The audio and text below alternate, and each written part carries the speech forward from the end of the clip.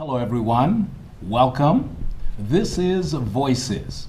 And Voices is a program of the Communication Department of the Atlantic Caribbean Union of Seventh-day Adventist. I'm your host, Eric D. Clark, and I'm pleased that you have joined us. In studio, we've got two exciting young people, Barry Saunders and T.K. Lewis. Welcome. Thank you. Pleasure to be here. It's good to have you guys, and I want to begin this way. I want to ask you, first of all, to introduce yourselves to our viewing audience. Can I begin with you, Brother Barry? Sure. My name is Barry Shane Saunders. I am an elder at the Johnson Park Church, but I'm more entrenched in youth work. Youth work is my life. I think youth work sets the tone for everything else in the church. I'm also a part of the communications department and also the music department of the church. My mother's Ruth Walk. She's been a member of the church from I know myself, and I have 3 siblings. Thank you so much. Appreciate that. TK? Okay, my name is Takara Lewis. I also attend the Johnson Park Church. I'm also involved heavily in youth work. I work with the Pathfinders, more specifically the Eager Beavers. I am a member of the Treasury Department, and I also serve in the music ministry, which I love. Yeah. I wish to begin by commending you guys for being active in your church, and I know that you're Thank you. active in other organizations as well, all right? And we'll get to some of that. But today our main emphasis is going to be on a program called Pass It On. Can you tell us what that program is all about? Well, Pass It On is a program that came down from the General Conference of Seventh-day Adventists, and when it was introduced to us, we were really excited about it, because it had several components, and the first component was what really captured my attention, and that had to do with the involvement of our young people in church. I think so often we have young persons in church that are disengaged, and they are young professional persons. And what really came to me was that some of the same persons we are not using in church are some of the same persons who are professional in their work environment. And they have very good responsibilities. They have a lot of responsibilities. They have supervisory roles, but yet in church we marginalize them. We're not using them because some of the older persons, I'm not quite one of the older persons yet, but some of the older persons tend to see them as still being young and babies and can't do the work. So the tenet was that we need to get these persons involved. We need to get them working. And how can we do that? Let them mirror some of the more responsible roles in the church so that we could get them engaged and doing ministry from inside the church. Okay, that sounds good. When you look at Pass It On, it's a program, TK, that is supported by the World Church. Yes, it is supported by the World Church, and we were so happy that it was brought down to the local church level, because it was the first time for Johnson Park, and when it was initially brought to the board and we were told that the young persons would do everything, I mean every single thing, initially I was a bit apprehensive because I wasn't sure how we would have been able to sell it to the other young persons. But when we had our initial meeting and we spoke with everybody, everyone seemed very excited and willing to do whatever it took to allow the program to run smoothly. So we had persons who were in charge of deacons. We had a head deacon, we had a church clerk, I served as head elder, and we had persons for every role. And I was so impressed at the way that everybody took control of their departments, and persons who we never knew had leadership skills. They just stepped up, and for instance, I saw Brielle. I know she probably wouldn't want me to call her out, but Brielle Jack, she has awesome leadership skills, and it really showed out in our Pass It On initiative. So it's something that we were excited about, and we cannot wait to do it again. Okay, and this was something that you did last year, 2016. Yes, Definitely, July. definitely. What do you remember about that? I think being the youth elder at the time and just trying to mobilize the young persons, it was a joy because I didn't have to do that much work. It was just calling them together, and like I said, the leader in them came to the fore, and I had very little work to do, to the point where I just coordinated some programs, and Takara, she volunteered to be the head elder. You know, many persons don't volunteer for roles in the church. She volunteered to be the head elder, and even in our absence 1 or 2 times, the program just ran seamlessly. And I think the part that impressed me most was that these same persons, after the program had concluded that month, they were still moving, still working in roles roles of responsibility in the church. Okay. Just focusing on last year, were you able to do some outreach with regards to the program? Yes, we were able to do outreach. The last week of the program, which was the end of July, the Wednesday through Friday evening, we went on the C.I. Gibson Park, and we had programs each night where we had persons in the community come and sit in and be blessed. We actually started with a march from our church, headed by the Pathfinder Band, and then we went to C.I. Gibson Park, and then we just had church on the park for those nights. And then we also had church on the park Sabbath morning, and we had a guest speaker, Pastor Willie Ramos, also known as the ghetto preacher.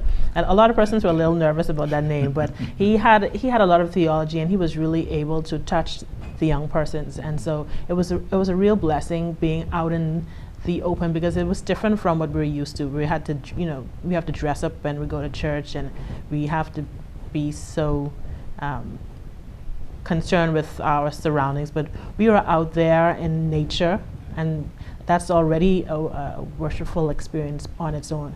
And so we were able to reach out to the persons in the neighborhood, the young persons, and I was able to feel the impact that we had on them. I remember the nightly programs. Guys would wait around to play basketball because we were on the basketball court. But every night at the end, when we would make a call, all of these young men, it started really small at first, but by the end of the week, just about all of the young men and the women from the neighborhood who came to listen, they were on the court reaching out for prayer and help. And the Saturday, the devil thought he taught our program, right? So we had a heavy rain, we call it a deluge. We had a heavy rain, so much so that we had to move to church, and we were a little apprehensive about moving because we had already started on the park. And we went into church, but the church was as full as the park. So we didn't lose anybody between the park and the church. So we were really, really blessed by that, because it shows the impact of the program. And I think we need to do more of those programs. And I think more of our churches need to embody these initiatives, because these are the initiatives that's going to get the young people working, first of all. And as they work, a lot of our young persons are afraid of the word evangelism. But if you get them working in their areas or their fields where they are comfortable, what happens? They evangelizing and doing what they like to do. Beautiful. I get the impression that this is like having your faith and being able to pass your faith on also. Yes, it is. As Barry said, it's sometimes we're afraid to pass on what we know and to speak about God and to be an evangelist. But it was a lot easier because each Wednesday night we came and we had a meeting, and everybody was just so excited about what we were doing. It wasn't difficult for us to then share what it is that we knew.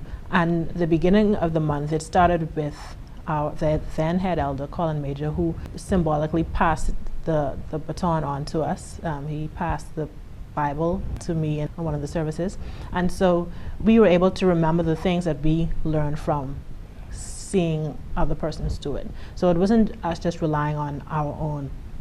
We were relying on Jesus, and we were also relying on the elders and the support of the church, the older members in the church, who really gave us a lot of support in that month. I think every Sabbath, at the end of every meeting, every Wednesday night service, they would tell us how good of a job that we did and how they were blessed by the program. So I think we were successful in that regard, and we're just looking forward to being able to do it again. Okay, beautiful. I think what was important also to note was we were not delegating and leaving it alone. We decided that the tenet of the program was that if I'm to be transformed, if I'm to pass it on, you have to have a model. So I'm not going to just give her the work and don't be there to help or assist. I think we need to focus more on the hand-in-hand relationship between the young and the old, or older. I think we need to focus more on making sure that we are there to guide them, not just giving it to them and allowing them to run and don't know what are some of the pitfalls, what are some of the strongholds, what are some of the things that we learn along the way, so that they can avoid some of those pitfalls. So our job is twofold. One, to allow them to work, and then to give them the guidance.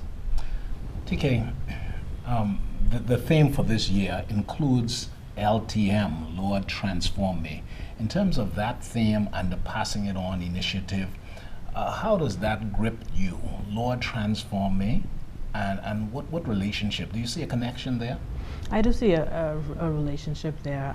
We've seen persons in our church who they would always tell us about how I don't want to call any names, but we have persons in our church, elders, who would have said, back then I used to be involved in a lot of things. I used to be smoking and I got in a lot of trouble, but they'd always say, but there was Stanley Major who was there to pretty much be guidance to me, or Brother Bethel, or just other older persons during their time who were really passing on their knowledge to them. And it was through that sort of mentorship that they were able to stay on the right track and transform their lives. And so that's really what we hope to be able to accomplish this year. Seeing a transformation in our lives as we rely on the Holy Spirit and rely on the older persons in our church to be guidance for us. Barry?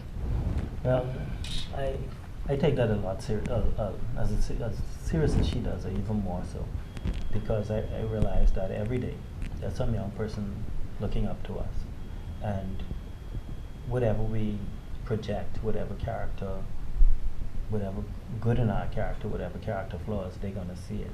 And in this world, it's very, very challenging, but to live what you believe. But you have to remember that there's someone watching, and when you're challenged, you have to realize from whence your strength comes. And I think I take it a lot more seriously because I know that there are young persons watching, and they tell you from time to time, because of X you did, I'm here, or because of Y you did. And if I may, I could tell a story. As many years ago, we had a lot of community persons in our Pathfinder Club, and a few years ago, there was a young man. I saw him on the street, and he had a bear in his hand, and he hid the bear. Okay. And he came to me, and I said, I called him by name, and he said, "How you doing?" Non-judgmentally, and he said, "I'm fine, He said, "Don't mind me with this bear. I remember everything you taught me in Pathfinders." And he was able to pull out a Pathfinder card. He had it in a Ziploc bag, and he showed me everything I taught him, from the aim, motto, law, and pledge, and my signature on it. And this was like way back, and I was almost moved to tears, right? Wow. But it tells us that we have an awesome responsibility, and what we live out there, what we speak of, we must live out there, and more so in our church. And sometimes I'm challenged by some of the things I see our young people are drifting into, Facebook or Twitter, whatever it is. But it tells me how to pray, and it leads me to try to be a better example for them. Beautiful. I want to put this word on the table. It's mentorship, mentoring. Where do you see that in relationship to pass it on? Either of you can take a first crack at it. Well, I think mentorship is very important, because as a young person, you always want to know that there's somebody there who you can rely on. And you always want to know that if you mess up, there's some person who's able to tell you, okay, this is not the right path you're going on. And then when you're doing well, you don't do things for praise, but you want to be able to have someone to just have that positive word to say, okay, you're doing well in this, but here's more information on how you can make yourself better. I think not we, but I think the older persons sometimes take that for granted, because in churches we always hear what the young persons are doing wrong. And just feeding young persons with scripture is not enough, because we want to know that there's someone who cares for us genuinely. Because if the only thing I see is, oh, you're doing this wrong, and you come to church dressed like this, or I saw you out to this party, it kind of pushes young persons away.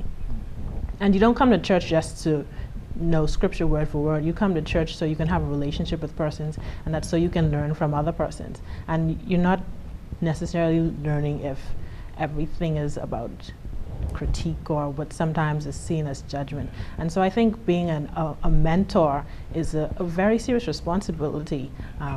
Young persons want to know that they have that person that they can come to and ask questions, and they can be real, and they can also give them correction where needed. So I think that's very important. Thank you so much. I appreciate that, TK. And I just want to pause here, Barry, before I bring you in. I just want to take a break. We're going to be right back in a moment, and we're continuing this discussion with mentorship from your perspective. All right? We'll be right back.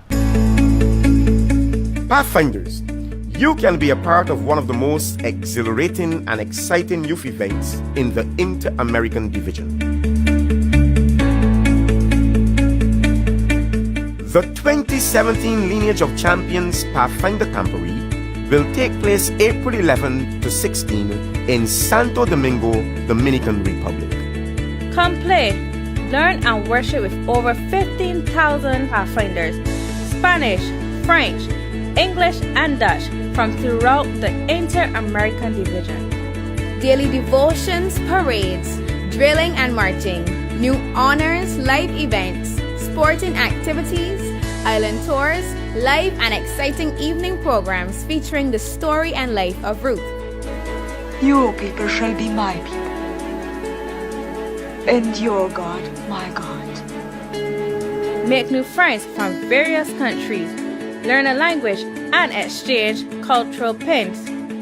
Come develop a closer relationship with Jesus Christ. Join the movement of young Seventh-day Adventists who are part of a powerful generation of youth in Inter-America. The Inter-American Division Camporee only happens once every 5 years. Don't miss it. You must be there. April 11th to 16th, 2017. The Lineage of Champions, Santo Domingo, Dominican Republic. Register today with your local youth department. We will not rest until the matter is settled.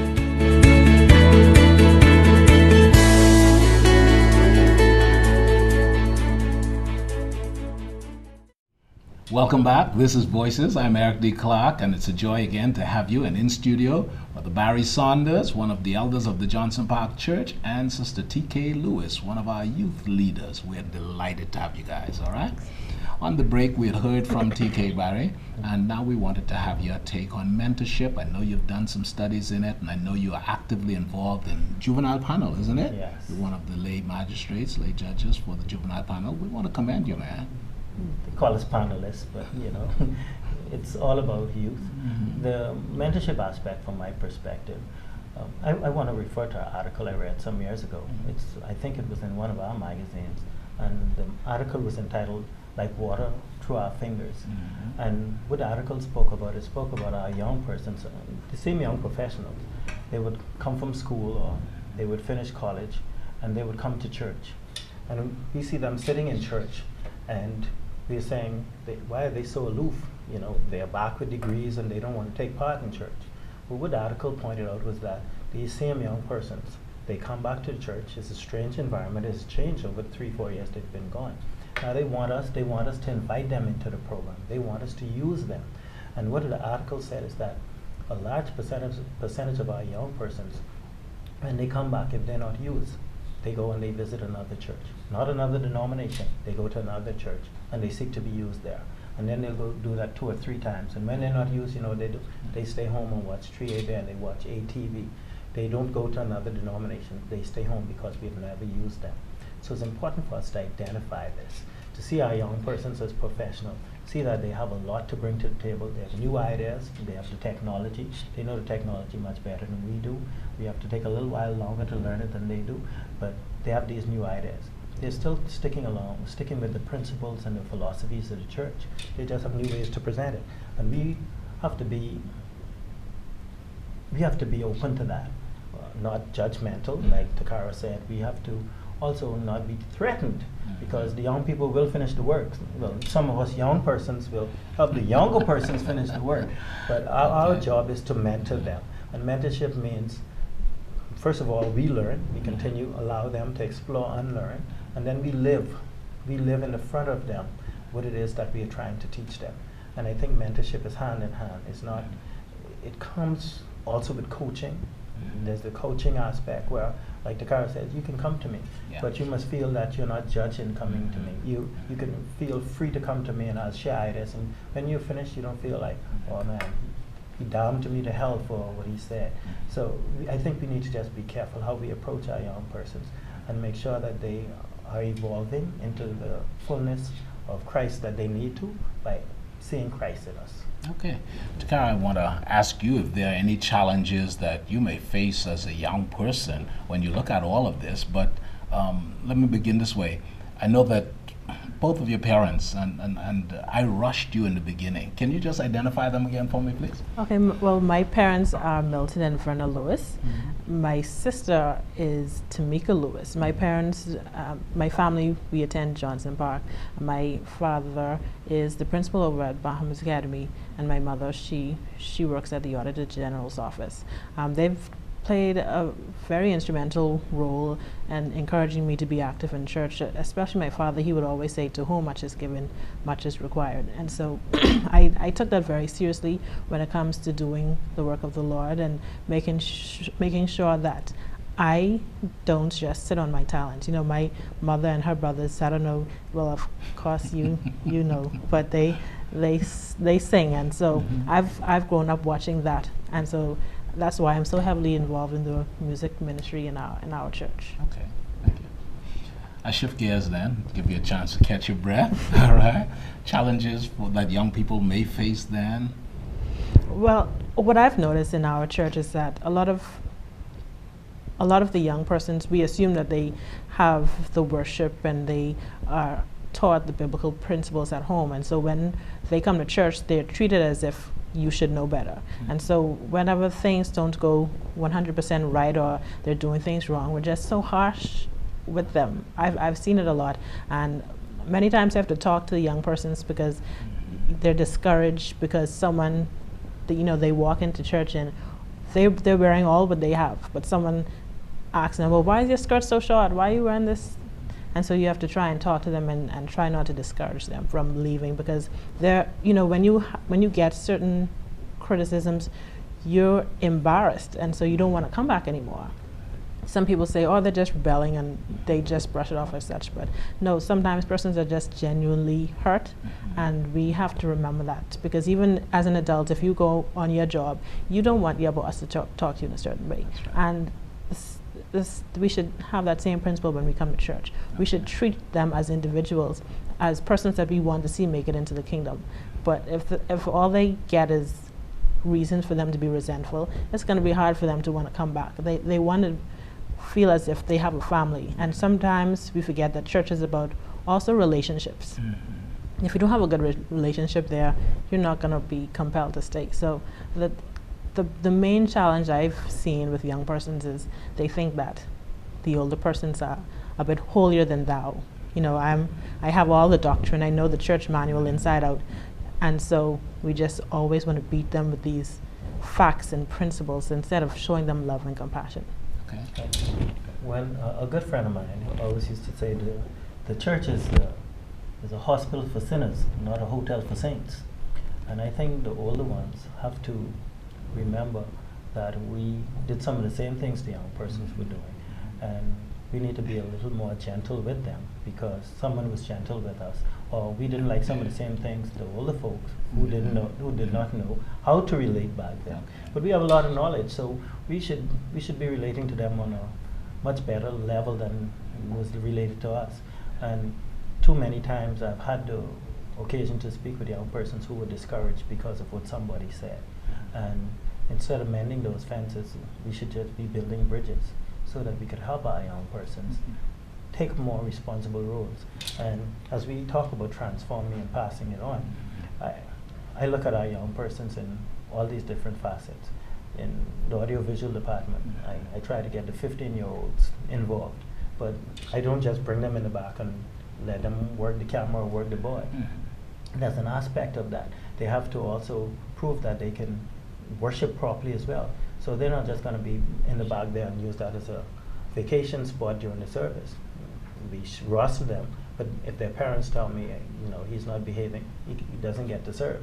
And we have to create a kind of environment where we are building young persons. We're not just leaving them to their own devices, but we are not giving them out, but we are also holding their hand as we go through these things so that they can see that we are imperfect, but we are also striving as we help them strive. Beautiful. From my reading of what the both of you said, I think there are certain things that adults, parents, persons in leadership need to be conscious of for the young person so that they can navigate through life's waters, so to speak, right? One of the things is that the church needs to be a user-friendly church. The church needs to remember that the members are volunteers and they're not being paid to be members. Is there anything that either of you can give me, another thing that you think that the church, the older folk particularly, need to remember as they relate to young people in the church, right? Those young people that are there, they're tender, they're like sponges. What would you say to the parents, the older folk, in relating to some of those? Well, I think older persons have to remember that they're not going to be on the scene forever. And especially in Johnson Park, the younger persons, they want to be involved, because halfway through our Pass It On initiative in July, persons were saying, you know, we should do this more than once a year. And this wasn't something that they got from the pastor. This was just them wanting to be more active in church. And so they want persons to be able to teach them, and they want to be trained. But I think we just have to remember sometimes our approach isn't the best. And so if you want the church, you know, everybody has their view of where the church was and where it is now and how things have changed. But if you want the church to roll on and to be functioning in the next 20 years, then invest the time and invest the love into the young persons who want to carry on the legacy that the church has been standing on for so long. So that word is succession. Can we add that to yes, it? Definitely. Yeah, it's important that we have succession planning, Barry. Right. Succession planning Yeah. is important. And there's another aspect that I see as you spoke and as Takara elaborated, where we were talking about the church being user-friendly. And we always look at our church from the perspective, how relevant would we be, or would we be missed if we were no longer existing in the communities in which we're supposed to be serving?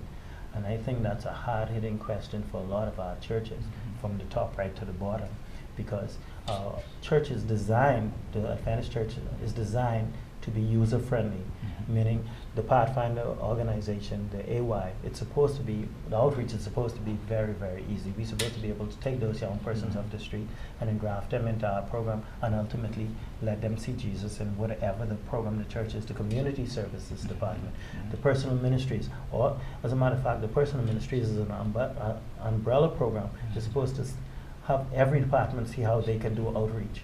And I think if we look at it from that perspective, the user-friendliness is not only from the inside, but is also from the outside. But if I have a lot of dysfunction inside, how am I going to be user-friendly on the outside? So what Takara is saying is very, very important. We have to make sure that our own feel at home before we could open our doors to other people. And though those things should be happening simultaneously, sometimes we throw the baby out with the bathwater, or it's not an equal share. So we need to make sure that we're nurturing inside while we're doing the outreach. So Barry, there's an in-reach and an outreach to pass it on? Definitely. Okay. Definitely. All right. Good. And the in-reach is equipping. Let's equip each other. Let's make sure we are studying, we know what we believe, and we live it. We live it. And then it makes it easier for us to, if I'm genuine, I think Jesus' ministry was so important because he lived what he preached. He practiced what he preached, not using John, that the word was the word, but I mean that, for me, that is the model. If you live what you preach, then it becomes easier for people to accept. It's palatable because you do that. But what strikes home even more to me with the Pass It On and the Transform Me is that Jesus spent the Sabbath day in church. The other 6 days he was mingling with everybody out there. He was being what he preached to those. He was healing, he was feeding, the same things we ask ourselves to do, right? He was healing, so when he went to the synagogue, the crowd followed him there.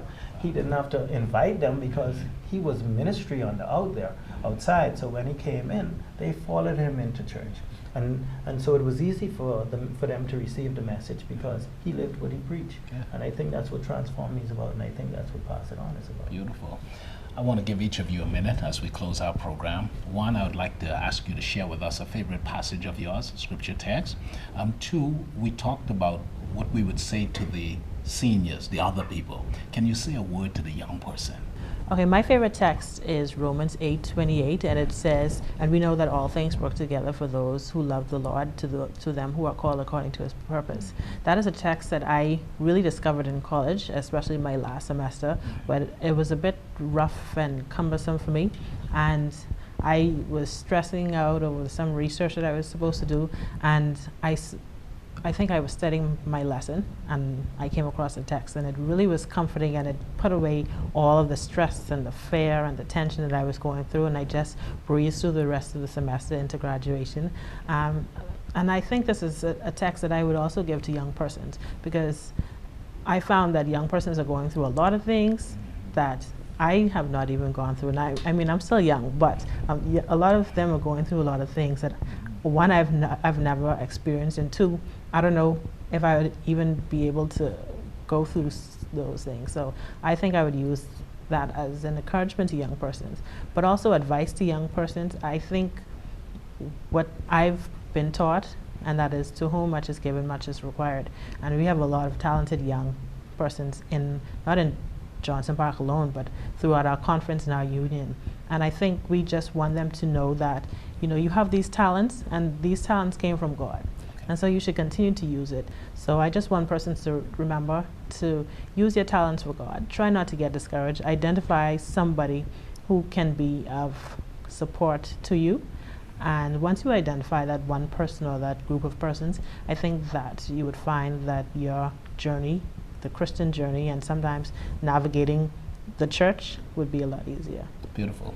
Larry, can you give me a miracle? How can I go after that? How can I? 1 John 3:2 is my favorite text, and it says, "Now we the sons of God, and it doth not yet appear what we shall be, but we know that when He shall appear, we shall be like Him, for we shall see Him as He is." I think we are heading towards that in Lord Transform.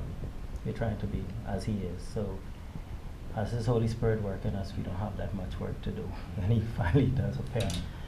By way of advice, I was at a funeral a few weeks ago, and Pastor Roach used the second verse of a poem. He just said several keywords, and I picked up on it. Google is everything these days. So I looked up the poem, and it's called "Princes and Kings" by R.L. Sharp. And it goes, "Isn't it strange how princes and kings and clowns that capers in sawdust rings, and common folks like you and me are building for eternity?" And then the second verse says, "Each is given a list of rules, a shapeless mass, and a bag of tools, and each must form their life is full, ere life is flown, a stumbling block or a stepping stone." And I think I'm very cognizant of that we should be building stepping stones and not stumbling blocks. Barry, thank you so much. I'm delighted to pass on Sister T.K. Lewis, Thank you. Poet Lorette, to the both of you. It's a baton that says, pass it on.